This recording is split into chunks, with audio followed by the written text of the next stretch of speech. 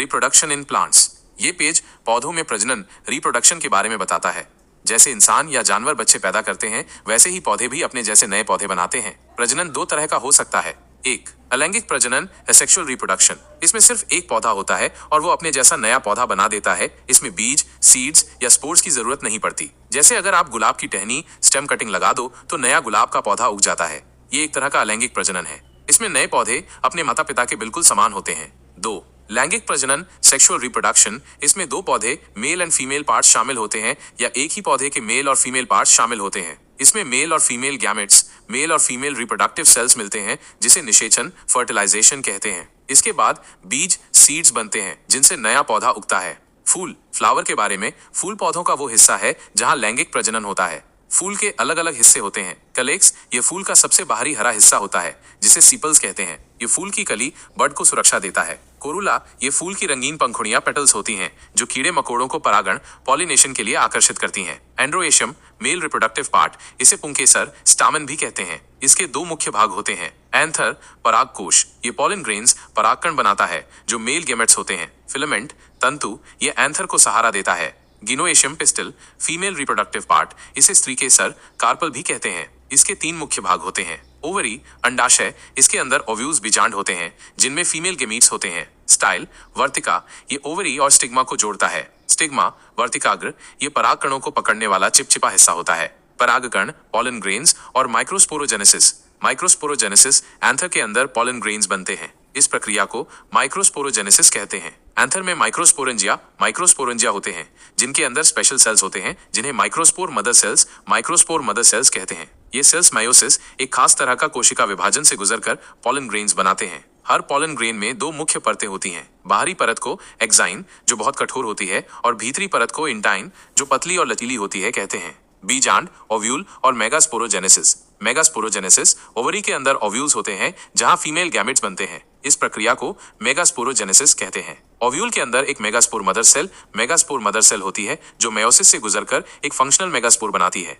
यही मेगास्पोर बाद में फीमेल गैमेटोफाइट या भ्रूणकोश, एम्ब्रियो सैक बनाता है जिसके अंदर एग सेल, फीमेल गैमेट होता है। परागण, पॉलिनेशन, जब पॉलन ग्रेन्स एंथर से निकलकर स्टिग्मा तक पहुंचते हैं उसे परागण कहते हैं। ये हवा, पानी, कीड़े मकोड़े या जानवरों से हो सकता है। निषेचन, फर्टिलाइजेशन, परागण के बाद पॉलन ग्रेन से एक पॉलन ट्यूब, पराग नलिका निकलती है जो स्टिग्मा और स्टाइल से होती हुई ओव्यूल तक पहुंचती है। इसमें मेल गैमेट्स होते हैं। जब मेल गैमेट और एग सेल मिलते हैं तो उसे निषेचन कहते हैं। इससे जाइगोट बनता है जो बाद में भ्रूण, एम्ब्रियो में बदल जाता है। बीज, सीड और फल, फ्रूट का बनना, निषेचन के बाद ओव्यूल बीज में और ओवरी फल में बदल जाती है। ये पेज पौधों में मेल और फीमेल रिप्रोडक्टिव पार्ट्स के बनने और उनके विकास के बारे में बताता है। परागकण, पॉलन ग्रेन का विकास, मेल गेमेटोफाइट का बनना। परागकण, पॉलन ग्रेन को मेल गेमेटोफाइट कहते हैं। जब परागकण एंथर, परागकोश से बाहर आता है तब वो पूरी तरह से मैच्योर नहीं होता। एक, परागकण का शुरुआती विकास। परागकण के अंदर एक न्यूक्लियस केंद्रक होता है। ये न्यूक्लियस डिवाइड होकर दो सेल्स बनाता है। वेजिटेटिव सेल, कायिक कोशिका, ये सेल बड़ी होती है और इसमें खाना स्टोर होता है। ये बाद में पॉलन ट्यूब, परागनलिका बनाती है। जनरेटिव सेल, जनन कोशिका, ये सेल छोटी होती है और वेजिटेटिव सेल के साइटोप्लाज्म, कोशिका द्रव्य में तैरती रहती है। दो, पोलन ट्यूब का बनना। जब परागकण स्टिग्मा, वर्तिकाग्र पर गिरता है तो वो पानी सोखता है और उसमें से पोलन ट्यूब निकलना शुरू हो जाती है। ये पोलन ट्यूब स्टिग्मा और स्टाइल, वर्तिका से होते हुए ओव्यूल बीजांड तक जाती है। 3, मेल गैमीट्स का बनना। जब पॉलन ट्यूब बनती है तो जनरेटिव सेल फिर से डिवाइड होकर दो मेल गैमीट्स, नर युग्मक बनाती है। ये मेल गैमेट्स ही फर्टिलाइजेशन, निषेचन के लिए जरूरी होते हैं। ज्यादातर पौधों में परागकण दो कोशिकीय, 2 सेल स्टेज अवस्था में ही निकलते हैं, लेकिन कुछ पौधों में जनरेटिव सेल स्टिग्मा पर पहुंचने से पहले ही मेल गैमेट्स में बदल जाती है। भ्रूणकोश, एम्ब्रियो सैक का विकास, फीमेल गेमेटोफाइट का बनना। भ्रूणकोश, एम्ब्रियो सैक को फीमेल गेमेटोफाइट कहते हैं। ये ओव्यूल बीजांड के अंदर बनता है। 1, मेगास्पोर मदर सेल, गुरु बीजाणु मात्र कोशिका।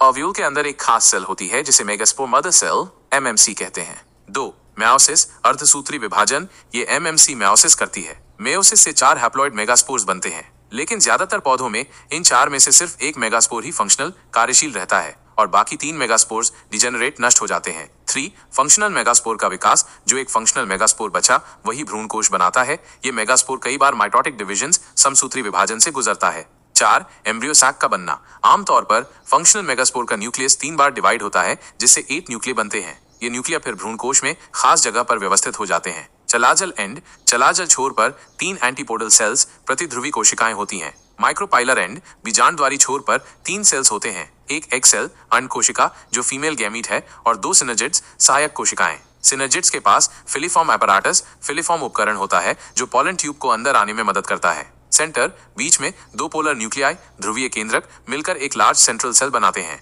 इस तरह एक मैच्योर एम्ब्रियो साक में 7 सेल्स और 8 न्यूक्लियाई होते हैं क्योंकि सेंट्रल सेल में 2 न्यूक्लियाई होते हैं। ये सब वो प्रक्रियाएं हैं जिनसे पौधों में मेल और फीमेल गैमेट्स बनते हैं जो आगे चलकर फर्टिलाइजेशन और नए बीज बनाने के लिए जरूरी होते हैं।